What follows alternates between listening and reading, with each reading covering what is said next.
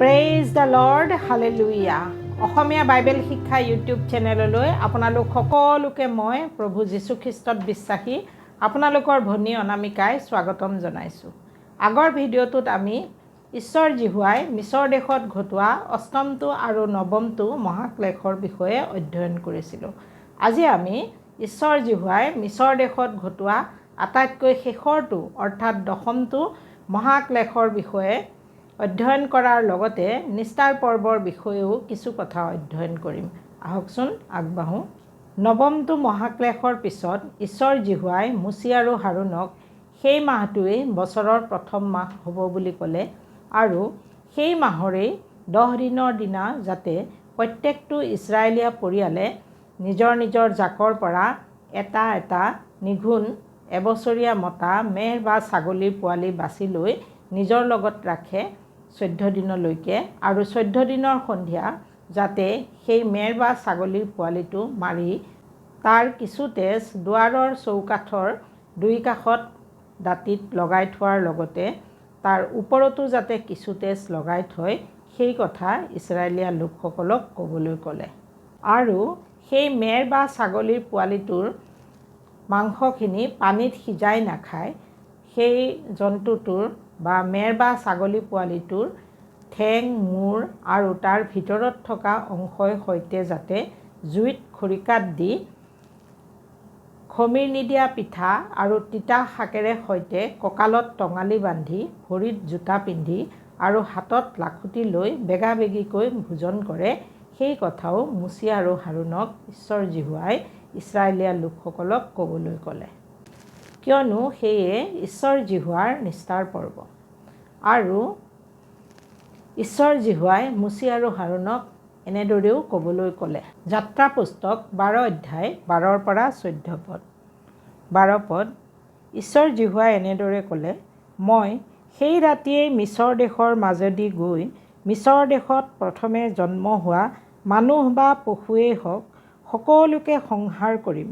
মিছৰীয়াসকলৰ সকলো দেৱতাকে মই দণ্ড দিম, মই জিহুৱা। 13 পদ। তোমালোকে যিবোৰ ঘৰত থাকা সেইবোৰ ঘৰত সেই তেজেই তোমালোকৰ চিন হ'ব। মই যেতিয়া মিছৰ দেশ আক্ৰমণ কৰিম তেতিয়া সেই তেজ দেখি মই তোমালোকক অতিক্ৰম কৰি এৰি থৈ যাম। এই মহামাৰীয়ে তোমালোকক স্পৰ্শ নকৰিব আৰু তোমালোকক বিনষ্ট নকৰিব। 14 পদ।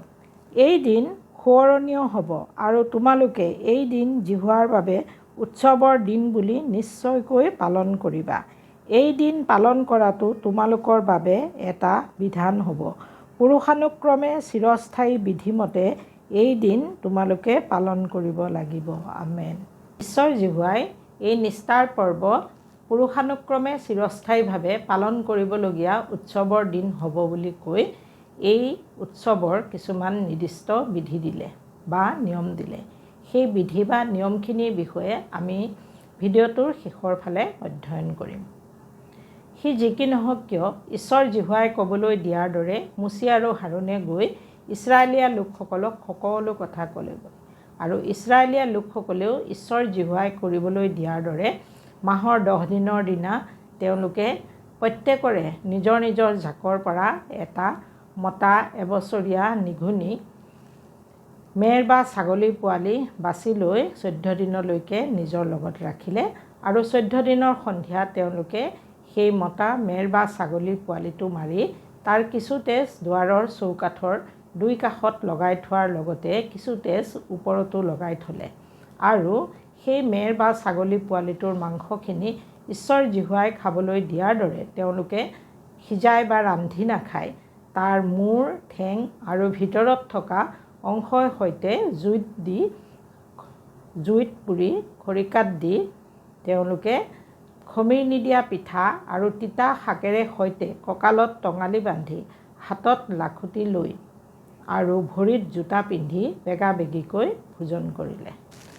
ইপিনে ঈশ্বৰ জিহুৱাই নিজে কোৱাৰ দৰে সেইদিনা ৰাতি মাজনিশা মিছৰ দেশলৈ মৃত্যুদূত পঠালে। আৰু সেই মৃত্যুদূতে মিছৰ দেশৰ সিংহাসনত বহা ৰজা ফৰোনৰ পৰা আদি কৰি বন্দীশালত অন্ধকূপত বন্দী হৈ থকা বন্দীলৈকে সকলোৰে জ্যেষ্ঠ পুত্ৰক মাৰি পেলালে। অকল ইমানেই নহয়, জন্তুবোৰৰো প্ৰথমে জগা পোৱালিবোৰ মাৰি পেলালে। ইয়াৰ ফলত সমগ্ৰ মিছৰ দেশতে মহাকান্দোনৰ ৰোল উঠিল। তেতিয়া মিছৰৰ ৰজা ফৰোনে ৰাতিয়েই মুচি আৰু হাৰুনক মতাই নি সকলো ইছৰাইলীয়া লোকক লগতে তেওঁলোকৰ জন্তুবোৰকো লৈ মিছৰ দেশ ত্যাগ কৰিবলৈ আদেশ দিলে। মিছৰৰ ৰজা ফৰোনৰ পৰা আদেশ পাই ইছৰাইলীয়া লোকসকলে লৰালৰিকৈ নিজৰ নিজৰ আটাখনা পাত্ৰত খমিৰ নিদিয়াকৈ আটাগুৰি লৈ নিজৰ নিজৰ কাপোৰত বান্ধি কান্ধত ওলোমাই ল'লে। আৰু মুচিয়ে তেওঁলোকক উপদেশ দিয়াৰ দৰে তেওঁলোকে মিছৰীয়া লোকসকলৰ পৰা সোণ ৰূপৰ অলংকাৰ আৰু বস্ত্ৰ অৰ্থাৎ কাপোৰ কানিও খুজি ল'লে।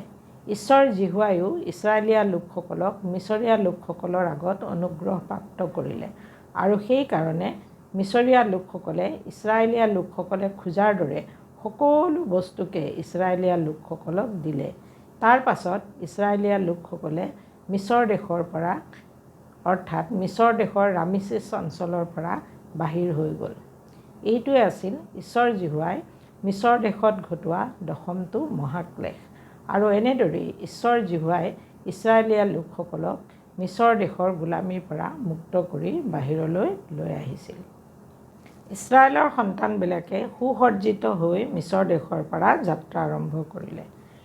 অকল ইমানেই নহয়, যোচেফে ইছৰাইলৰ সন্তানবিলাকক খুওৱা শপতৰ দৰে তেওঁলোকে যোচেফৰ অস্থি থকা বাকচটো মিছৰ দেশৰ পৰা নিজৰ লগত লৈ গ'ল।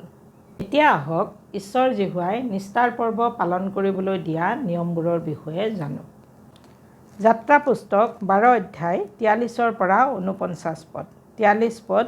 ঈশ্বৰ জিহুৱাই মুচি আৰু হাৰুনক ক'লে, নিস্তাৰ পৰ্বৰ বলিৰ বিধি এই, কোনো বিদেশী লোকে ইয়াক ভোজন কৰিব নোৱাৰিব। 44 পদ। অৱশ্যে ইছৰাইলী লোকৰ প্ৰতিজন ধন দি কিনা বন্দীক যদি সুন্নত কৰা হৈছে তেতিয়া তেওঁ ভোজন কৰিব পাৰিব। 45 পদ। কিন্তু বিদেশীসকল আৰু ভাড়া কৰি অনা দাসসকলে ইয়াক খাব নোৱাৰিব। 46 পদ। আহাৰ একেটা ঘৰতে ভোজন কৰিবই লাগিব। সেই মাংসৰ অলপো ঘৰৰ বাহিৰলৈ নিনিবা আৰু তাৰ এডাল হাড়ো নেভাঙিবা। 47 পদ। ইছৰাইলৰ গোটেই সমাজে তাক পালন কৰিব। 48 পদ।